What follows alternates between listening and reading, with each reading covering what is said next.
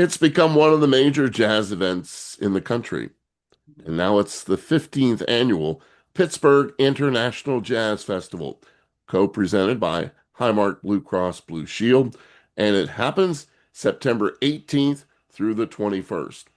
And none of it would happen if it wasn't for my guest today. Janice Burley Wilson is the president and CEO of the August Wilson Center for African American Culture. She puts this event together and has done an amazing job, and it's become such a huge event that people look forward to it every year. And WBGO partnering again with the Pittsburgh International Jazz Festival. This year I won't be able to go on the jazz train, Janice, but everybody will be excited about that. First of all, thanks for joining us today. Thank you for having me. What a wonderful event you've put together again for September 18th through the 21st. What about this year's festival automatically jumps out at you and say, I can't wait? Oh, wow. There are a lot of things actually. Well, first, let me say that this is the 15th edition of the festival. So we've done this 15 times.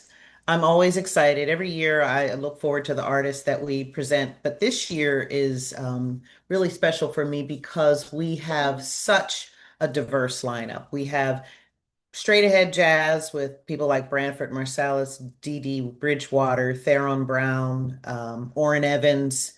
But we also have DC's premier go-go band, Belladonna. It's an all-woman go-go orchestra. We also have blues with Kingfish, who is returning at the ripe old age of, I think, 26 now. And the first time that we presented him, he didn't even have an album out. He was like 19, 18 years old. He hadn't, I don't even think he graduated from high school yet. We also have Caribbean infused jazz with Etienne Charles and his Trinidadian style orchestra. We also have Obed Calvert, who's doing a Haitian project. He's from Haiti. We have Ella Brick, who is from Venezuela, and her music has a Latin flavor to it. We have R&B with the great Eric Benet and Bilal. We also have new artists, new voices like Michael Mayo, Ikep Nkwele, Nathan Paul Davis, and the Admirals, which is an amazing band out of Cleveland. And we have a group called T. Marie. T. Marie is a vocalist, and she has a lot of friends that can really sing, and they're from Cleveland as well. And we have the great Kenny Blake, who is a Pittsburgh staple, but he plays, he's played all around the country and with a lot of great artists. And he is sort of, I would say, smooth jazz, R&B, jazz, it's jazz soul artist. So there's a lot of really great artists that are performing. And then we're also doing a special tribute to George Benson, who is from Pittsburgh, with Dan Wilson, who is our artist in residence. We've commissioned him to reimagine some of George Benson's classics, and he has a special guest, Jonathan Butler. So the artist lineup it's great. So I'm looking forward to all of those performances. But we also have some other things that we have added into the mix this year. We launched our inaugural jazz poster contest, and we have submissions from all over the world. And so that's exciting. We're going to print the winning poster. There will be a winning student artist and also a professional artist for this contest.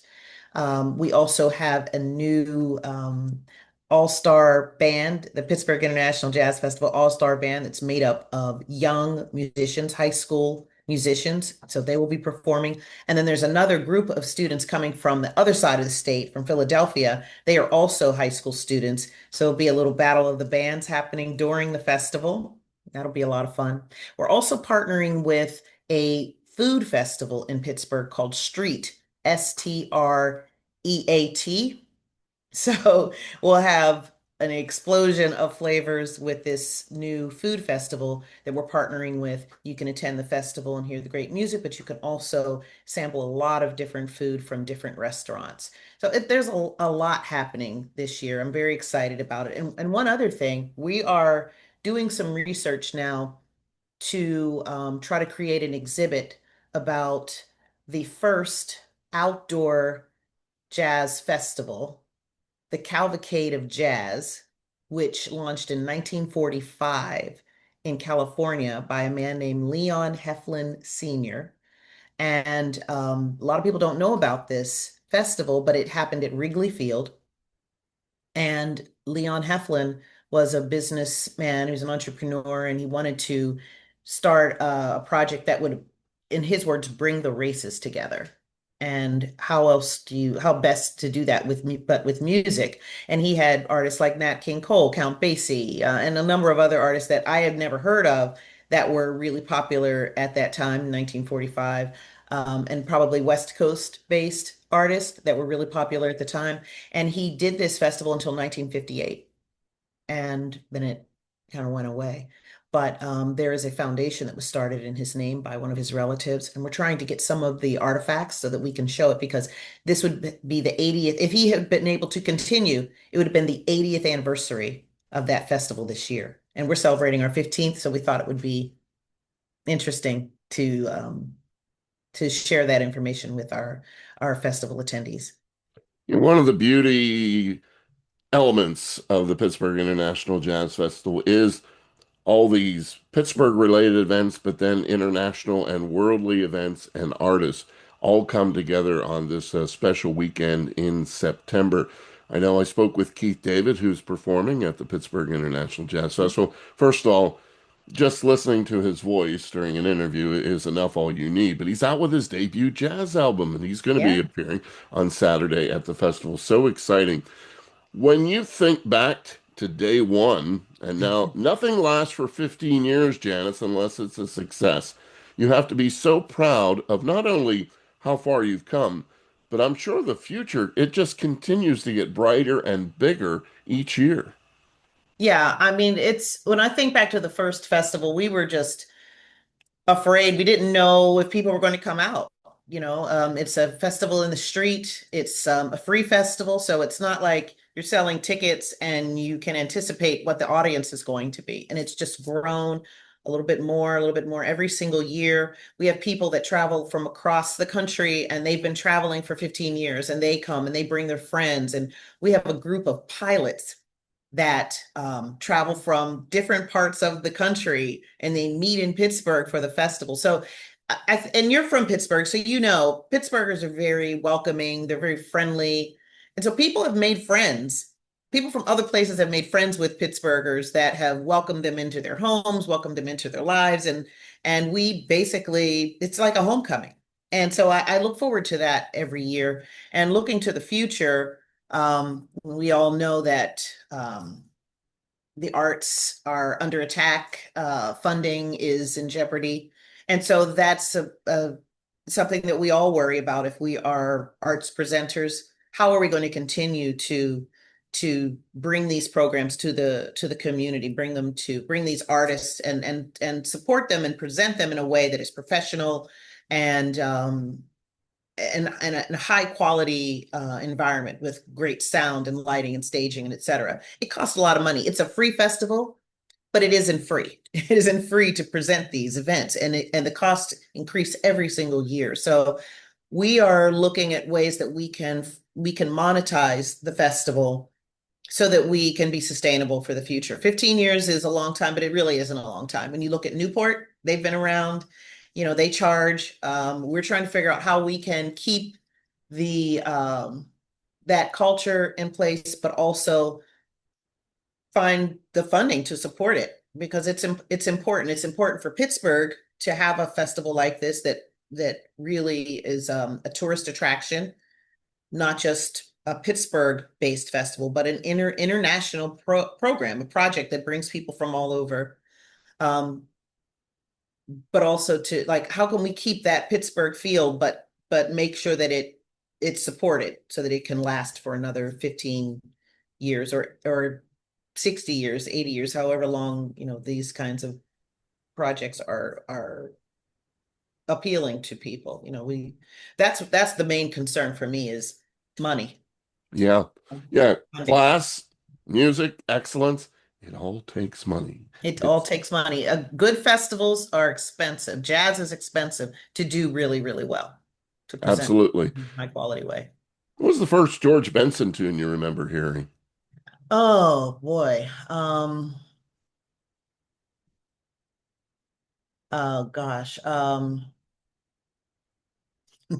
trying to give me the night, and he was roller skating.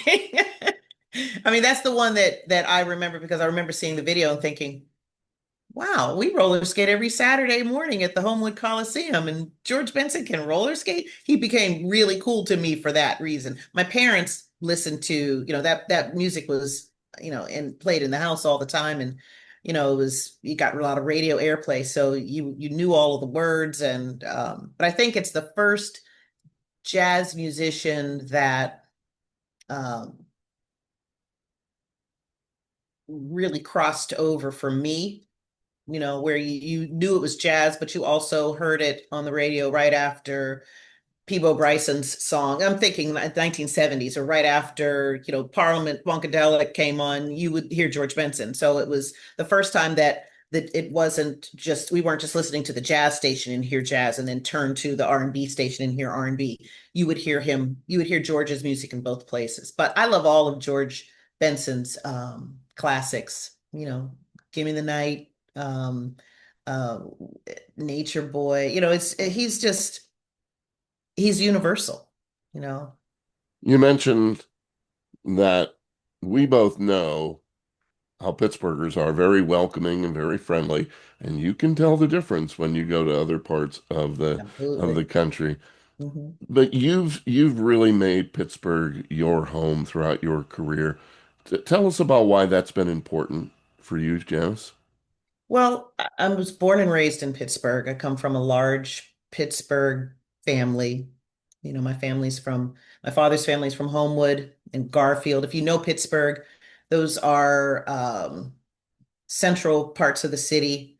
And then my mother's family is from an area called Penn Hills, or used to be called Penn Township.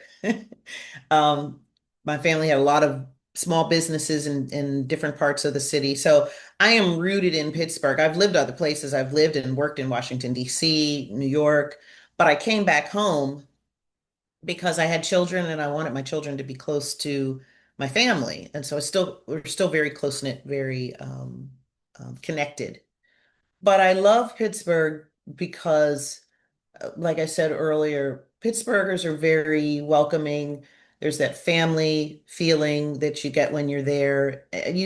We embrace people when they move to Pittsburgh. I was talking to a friend yesterday who's originally from Atlanta, and he went to Pittsburgh for medical school. And he noted that Pittsburghers opened their homes to him. He became parts of their family and still is connected to people to this day. And he's in his 60s, but in medical school, this would be 40 40 some years ago, he made connections that he still continues to pursue to this day. So I think that that's the difference between Pittsburgh and so many other cities is that we embrace people, we make them feel welcome, they become a part of our families. And that's what jazz is. I mean, when the artists, musicians are on stage, that's a family. That connection is there. And you feel that. And I think that they feel that connection from the audience, the Pittsburgh audience. And that's why they love to play Pittsburgh because that energy that we give off, it's an exchange. It's not just artists playing their music and then we're, watching them and then we get up and walk away. We give it back. I know So it's not just the artists and it's not just those who are participating that appreciate everything Janice Burley Wilson does. August Wilson, wherever he is at right now, is also extremely proud of the work that she has done, working at the center in his honor. She's the president and CEO of the August Wilson Center for African American Culture, a wonderful organization that continues to shine and helps with this festival. When you think of August Wilson and you think of jazz, it's so Pittsburgh, central that mhm. we need this festival. It has to continue, and thanks to you, Pittsburgh is well represented in this varied festival front.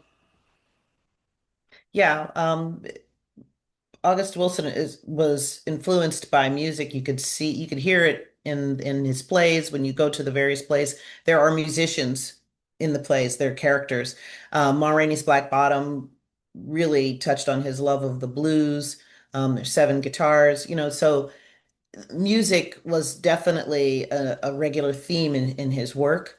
And Pittsburgh is noted for the many jazz musicians that came out. I mean, we mentioned George Benson, but there's Mary Lou Williams, Ahmad Jamal, and so many others. So Pittsburgh is a jazz town, and it's an August Wilson town too. August Wilson would have been 80 years old this year. So there's a lot of years, a lot of anniversaries, years to commemorate. We're honoring his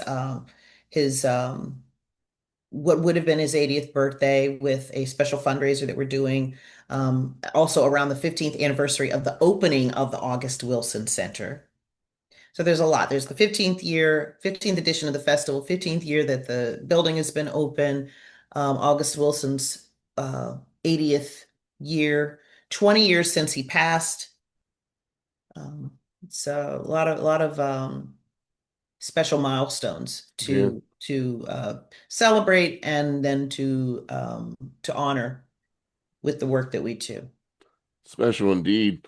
I hope that you have signed up for the Jazz Train coming from New York City to Pittsburgh, an exciting event. Janice Siegel and Leslie Harrison will be on the train. Somehow I know they'll be singing with Orrin Evans and all his band of musicians. It's going to be quite an event going on. But before I let you go, I just wanted you to talk about you talked about putting the line. I would imagine it has become so much easier for you to reach out an artist to say yes because they know this festival now and they plan for it. I'll be speaking with Michael Mayo in just about 15 minutes, believe it or not. Mhm. He's getting ready for the Nomad Festival, and then he'll be at the Pittsburgh International Jazz Fest. It is a stop now. It is a stop that artists enjoy. Yeah. I guess, yes, I think about the first year that we did this festival, and Gregory Porter was our headliner, and nobody knew who he was in Pittsburgh. And so it's fun for me to reach out to artists that I've worked with for many, many years, that have played the festival many times. Like Orrin Evans is a good friend, and he is the host of the Jazz Train. It is a really, really good time, and I'm so excited that Leslie and Janice are going to be on the train. I'm really looking forward to that. But it's also I love being able to introduce our audience to artists that they have not heard yet. Like Michael Mayo hasn't played Pittsburgh yet. Ikep Nkwele has not played Pittsburgh yet. Um, Nathan Paul and the Admirals is a really exciting band. He's played the festival. I actually invited him to play when I commissioned the Donald Byrd um, project. This was a couple of years ago. And I met him playing saxophone at the Akron Jazz Festival, the Rubber City Jazz Festival, which is a great little festival. I encourage everyone to go and check that out too. And he played the flute in this Donald Byrd project that I put together. This group that he's bringing to Pittsburgh is like, boy, I don't even know how to describe it. It's like high energy, like Snarky Puppy, Ghost Note, but jazz. He's a jazz musician, and he's an educator. He has a group of students that he works with. He has a big band of young people. They're like sixth, seventh, eighth grade, really interesting musicians. So I'm excited about the new artists that will be bringing. And then Keith David, everybody knows Keith David from his movies and television and that voice, as you said. But when I first saw him at Winter Jazz Fest the APAP conference performing, I thought we've got to get him here. And he's one of the narrators in our August Wilson exhibit that we have at the center. So it'll be exciting to have him come, and people are really starstruck. They can't wait to meet him, and they haven't seen him in this. I haven't seen him performing his music, so it's going to be a lot of fun. And don't forget, if you're a Disney fan, he was the voice of Dr. Facilier and Princess and the Frog, and just an amazing voice. What a singer. So we look forward to that. Janice, if you're listening to this interview right now, you will see Janice. She's everywhere at the festival. She's at all the events. Go up and say hello to her because she's such a wonderful person, and you're going to have such a great time at the Pittsburgh International Jazz Festival 2025 edition. Janice, congratulations again on this Yeah. festival and continued success. Thank you so much, Doug.